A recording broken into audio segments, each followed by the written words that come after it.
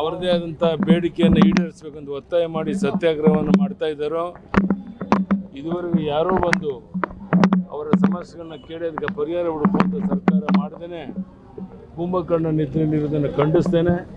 ತಕ್ಷಣ ಮುಖ್ಯಮಂತ್ರಿಗಳೇ ಇಲ್ಲಿಗೆ ಬಂದು ಅವರ ನ್ಯಾಯಯುತ ಬೇಡಿಕೆಗಳನ್ನ ಈಡೇರಿಸೋಕ್ಕೆ ಕ್ರಮ ತಗೊಳ್ಬೇಕು ಅಂತ ಒತ್ತಾಯ ಮಾಡ್ತಾ ಇದ್ದೇನೆ.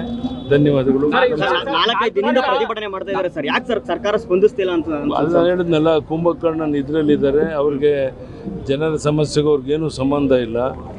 ಈ ರೀತಿ ಒಂದು ರೀತಿಯಿಂದ ತೊಗಲಕ್ಕೆ ದರ್ಬಾರ್ ನಡೆಸ್ತಾ ಇದ್ದಾರೆ.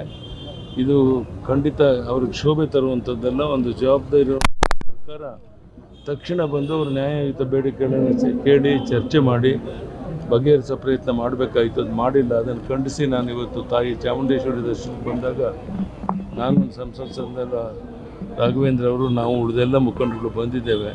ಅವ್ರ ಸಮಸ್ಯೆಗಳನ್ನು ಕೇಳಿದ್ದೇವೆ. ಈಗಲಾದರೂ ಸರ್ಕಾರ ಈ ಕಡೆ ಗಮನ ಕೊಟ್ಟು ಆ ಸಮಸ್ಯೆಯನ್ನು ಬಗೆಹರಿಸಬೇಕು, ಅವ್ರಿಗೆ ಪರಿಹಾರ ಒದಗಿಸ್ಕೊಡ್ಬೇಕು ಅಂತ ಒತ್ತಾಯ.